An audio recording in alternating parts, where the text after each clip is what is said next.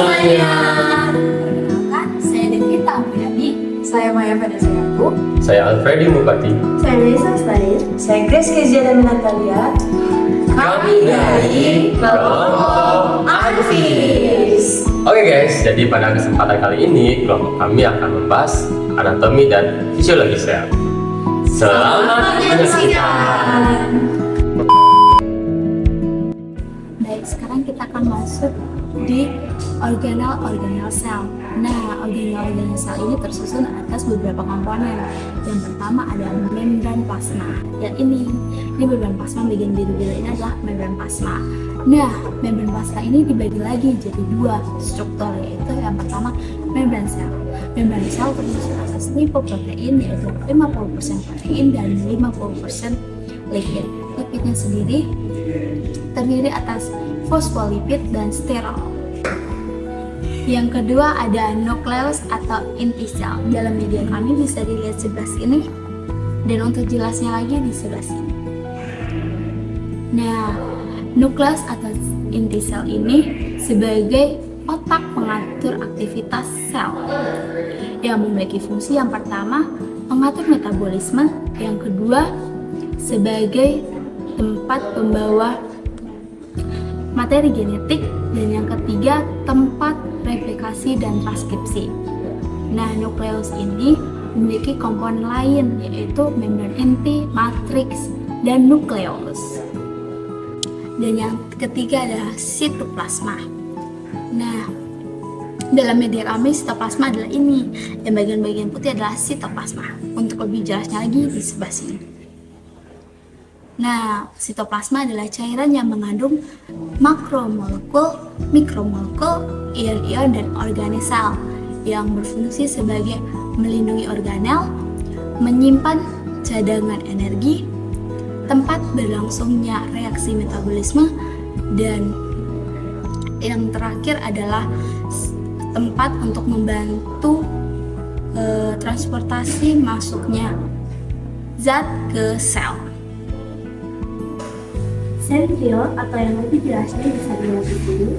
Sentriol adalah organel sel yang berbentuk silinder. Sentriol ini terdiri atau tersusun dari 9 kripel mikrotubulus. Sentriol berfungsi sebagai pembentuk benang spindle di dalam pembelahan sel meiosis dan mitosis. Sentriol juga berperan membentuk silia dan flagella. Silia dan flagella adalah rambut halus yang sama-sama berfungsi sebagai pergerakan atau yang akan membantu pergerakan, perpindahan sel, dan mengalirkan cairan.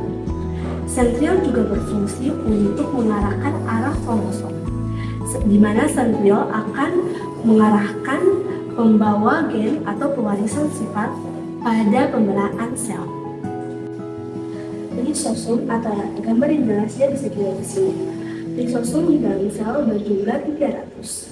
Lisosum adalah organel sel bermembran yang terbentuk seperti kangkung yang berisi enzim pencernaan yaitu enzim hidrolid. Fungsi utama dari lisosum adalah sebagai pencernaan intraseluler, di mana lisosum akan membuang bagian sel yang rusak atau berlebihan yang disebut dengan autofagi, atau lisosum berfungsi juga sebagai penghancur patogen serta berperan dalam kematian sel terprogram atau disebut dengan apoptosis. Sebelum kita membahas lebih jauh tentang anatomi dan fisiologi sel, mari kita ketahui dulu apa itu sel. Sel adalah komponen dari sel atau unit terkecil penyusun tubuh makhluk hidup. Sel juga disebut sebagai unit yang struktural dan fungsional karena sel adalah bagian dari penyusun tubuh makhluk hidup, dan di dalam sel berlangsung seluruh aktivitas kehidupan seperti metabolisme, pembelahan, hingga pewarisan sifat. Sel terbagi menjadi dua jenis. Yang pertama adalah sel prokaryotik, adalah sel yang tidak memiliki membran inti seperti bakteri. Sedangkan sel yang kedua yaitu sel prokaryotik adalah sel yang memiliki membran inti seperti hewan, tumbuhan, dan juga jamur. Retikulum endoplasma adalah sistem membran yang berisi cairan yang disebarkan secara luas ke seluruh sitosom. Fungsi utamanya sebagai pabrik pembuatan protein dan lemak. Retikulum endoplasma dibagi menjadi dua bagian. retikulum endoplasma kasar. Dapat kita lihat pada media sebelah sini, dan juga dapat lebih jelas lagi kita lihat pada gambar sebelah sini. Jadi, retikulum endoplasma kasar adalah organ sel yang merupakan jaringan membran yang saling terhubung. Kenapa dinamakan kasar? Karena dapat kita lihat pada bagian ini permukaannya itu ditutupi oleh ribosom. Yang kedua adalah retikulum endoplasma halus. Dapat kita lihat pada media di sebelah sini, dan juga untuk lebih lanjutnya dapat kita lihat pada gambar di sebelah sini. Retikulum endoplasma halus tidak memiliki partikel-partikel kecil seperti tadi retikulum endoplasma kasar memiliki partikel-partikel kecil yaitu ribosom, tetapi pada retikulum endoplasma halus tidak memiliki partikel-partikel kecil. Ribosom adalah partikel-partikel kecil, bisa kita lihat dia partikel-partikel kecil, atau kita bisa lihat di bagian sebelah sini. Jadi ribosom itu berfungsi sebagai tempat sintesis protein berlangsung.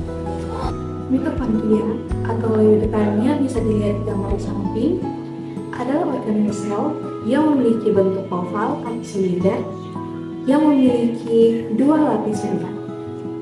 Mitokondria memiliki fungsi yang sangat penting dalam menghasilkan energi sel dalam bentuk ATP atau adenosin trifosfat dalam melalui respirasi seluler.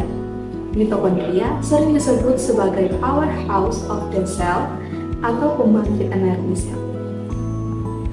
Badan Golgi atau lebih jelasnya bisa dilihat di gambar di samping adalah organel sel yang terdiri dari kantong pipi yang disebut sesterna yang tersusun secara sejajar.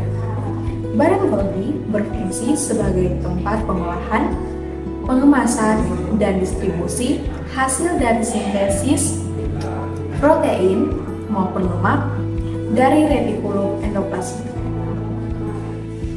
Vakuola atau lebih detailnya bisa lihat di gambar di samping adalah organel sel berbentuk rongga besar berisi cairan yang dibatasi oleh membran tunggal yang disebut tonoplas.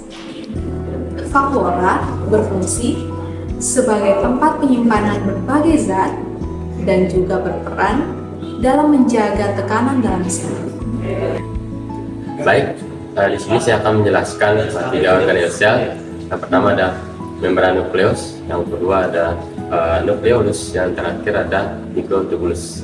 Jadi yang pertama itu ada membran nukleus. Nah, dari bentuknya sendiri teman-teman bisa melihat bahwa dari bentuknya ini menyerupai sebuah dinding ataupun lapisan. Jadi lapisan-lapisan ini yang melindungi atau membungkus inti sel yang ada di dalam.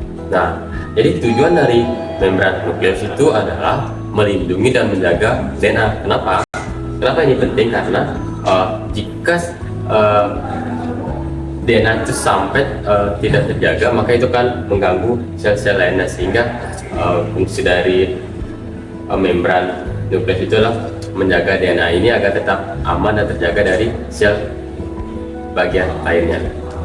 Kemudian yang kedua adalah nukleolus. Nah, nukleolus ini merupakan struktur pusat yang padat, dan uniknya juga dia tidak memiliki membran pembungkus. Nah, jadi fungsi dari membran dari nukleus ini sendiri adalah itu membuat